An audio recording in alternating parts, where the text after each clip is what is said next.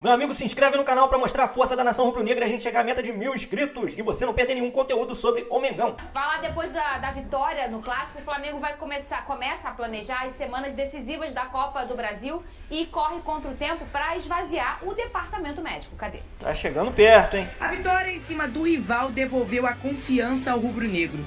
O time ganhou 3 dias de folga e só volta a treinar na quarta. E terá um bom tempo para se preparar para o próximo compromisso, ainda pelo Campeonato Brasileiro, antes da grande final da Copa do Brasil. O Fly irá enfrentar o Atlético Paranaense, já terá 2 desfalques. O lateral Ayrton Lucas e o atacante Bruno Henrique terão de cumprir suspensão por terem tomado o 3º cartão amarelo. Nesse tempo, o Sampaoli também irá aproveitar para tentar recuperar mais rápido alguns jogadores. Arrascaeta e Luiz Araújo sofreram lesões e estão fazendo treinamentos específicos para voltar o quanto antes. Além deles, Varela se recupera do problema ligamentar no joelho direito. Ele não joga desde o dia 16 de agosto no duelo contra o Grêmio pela Copa do Brasil. O tratamento dele segue com fisioterapia e a previsão de retorno é a partir de início de outubro. A próxima partida do Flamengo está marcada para o dia 13, deve ser realizada em Cariacica, já que o Maracanã está fechado. Com isso, o time deve ter 6 dias de treino para se preparar para o jogo. Sampaoli terá mais uma vez a chance de organizar o elenco e buscar mais uma vitória que dará mais ânimo ao time antes da disputa contra o São Paulo.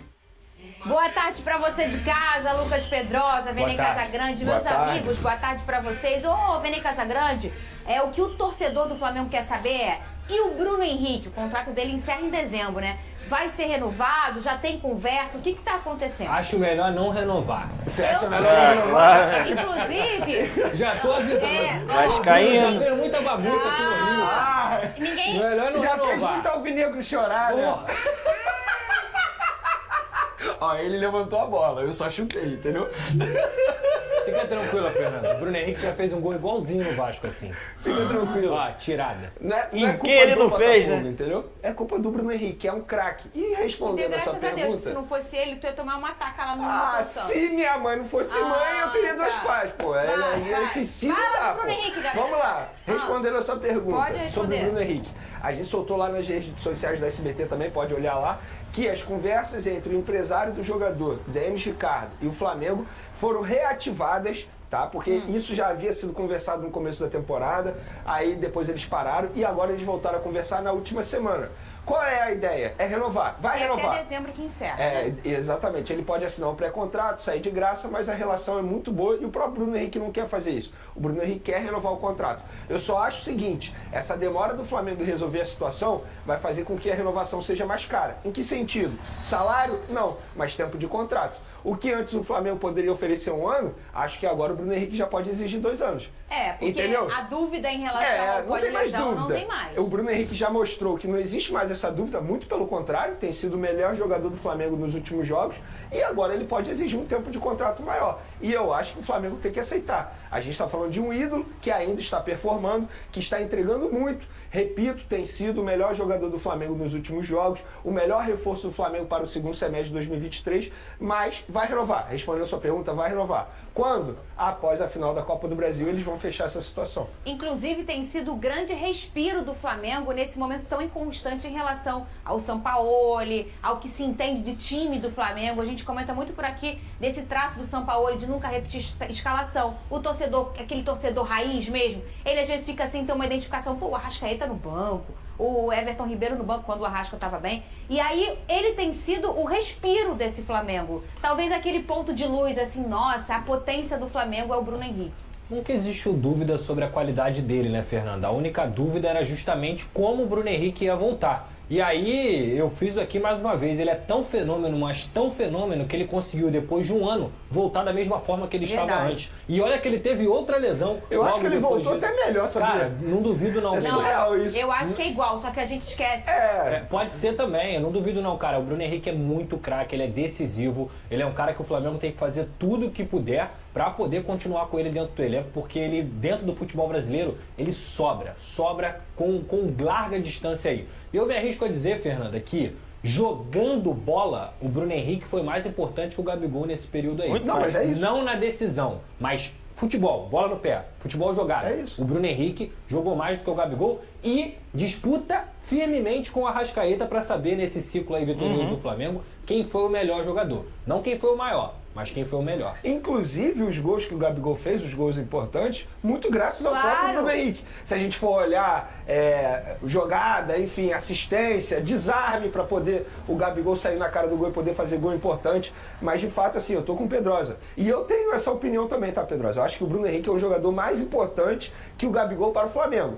Mas o maior da história, no caso, é o Gabigol Mas pelos isso sempre gols. acontece, né? Isso Tem acontece. o cara que acaba se tornando porque coloca a bola na rede e tudo mais, não que ele não Desde a coloca. época do Santos, inclusive, né? Porque eles é dois muito jogaram craque, juntos ele no joga Santos. muito. Olha aqui, ó, mais de 38 mil ingressos foram vendidos pro jogo de ida da final da Copa do Brasil entre Flamengo e São Paulo. Esse jogo é no próximo dia 17. O valor do ingresso varia entre R$100, tudo bem? Isso, valor meia. 4 mil, meia, né? Porque o valor mesmo é 200. E para sócio torcedor.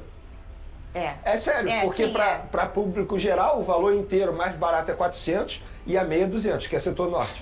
E R$4.500 é o valor mais caro do ingresso. Você, Vene, quando foi lá no site e printou, o quê? Dá pra jogar o quê, Big Boys? Ele falou que R$4.500 você entra em campo pra jogar. É um valor Não, assustador. você faz uma pelada com um churrasco bom, né? grupo e um de domingão pagode. inteiro. Oi, gente. Ô, Vene, Pô, 4 mil, eu vou 4 vezes pra Fernando de Noronha, pô.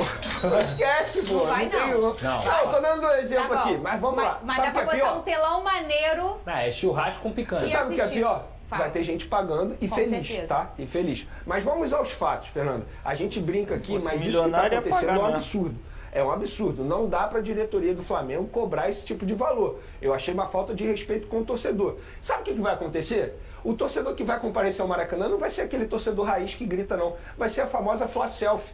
Que enquanto o Flamengo tá levando pressão, tá lá fazendo storyzinho para depois postar no Rios no Instagram e mostrar que tava no Maracanã. Infelizmente é isso que vai acontecer. Não vai ser a torcida raiz, a torcida que tanto apoiou, que tanto carregou esse time do Flamengo em vários momentos ruins, não só nessa temporada.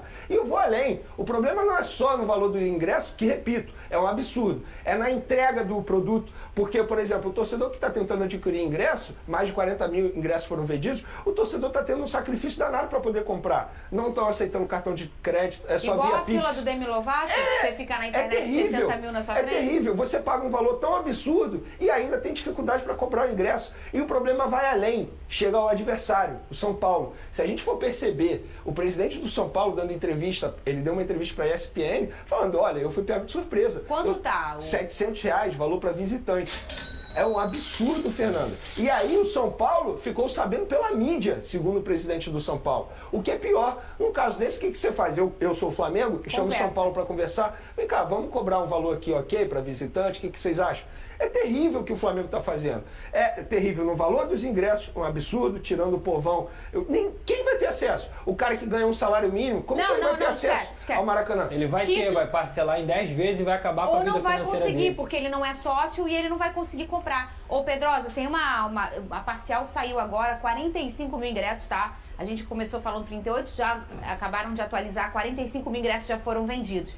Eu sempre falo isso nesse programa aqui. Eu acho engraçado, a primeira vez que eu tomei um susto como comunicadora de uma prática de ingresso com valor muito alto, que foi em 2013, onde o Flamengo tinha um ano que ele veio se arrastando, era o primeiro do Bandeira de Melo, ele tentando equalizar as dívidas. E aí o que acontece? O Flamengo vai pra final da Copa do Brasil. E aí, pras finais, né? E aí a semi, foi quartas e tal. E ele começou a aumentar o ingresso. Eu me lembro que era algo tipo assim, eu nesse mesmo programa... Gente, um absurdo. Esse programa não existia em 400 2013. reais, ingresso mais caro.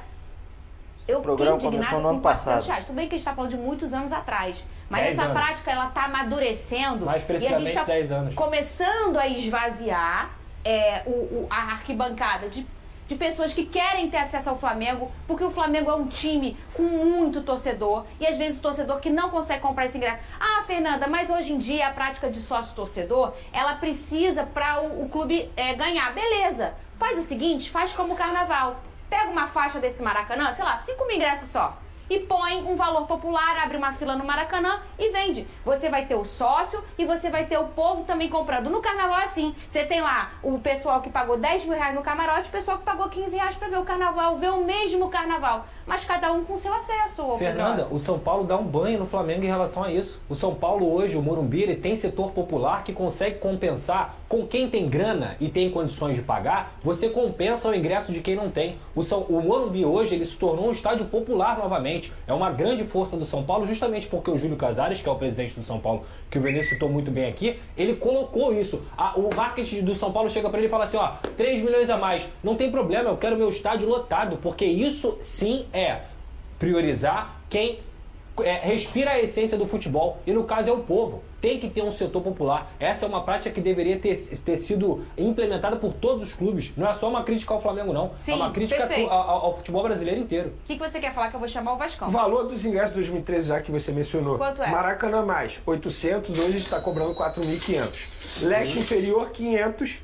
Leste superior 350 e norte 250. Viu? Era esse 400 que assustou. O esvaziamento que você falou, ele não é do estádio, ele é social. É isso. É um esvaziamento social. E vai ficar cheio. Porque vai lotar. Vai. Não, vai lotar. encher. Só que vai encher de gente que não sabe nem o nome do goleiro do Flamengo. E não importa, essa gente sério, também pode sério, assistir, verdade. mas eu acho que também precisa ter um espaço para aquela gente. Claro, Exato. é isso. Ó, o Vasco tá divulgando. Meus amigos, realmente o ingresso tá muito caro. Eu sou da opinião de que pegar o dinheiro desse ingresso aí e fazer um churrasco com a galera cheio de cerveja, cheio de carne e botar um telão pra ver, sai muito mais vantajoso do que comprar um ingresso desse pra ir ver o jogo lá, né? Mas fazer o que, né?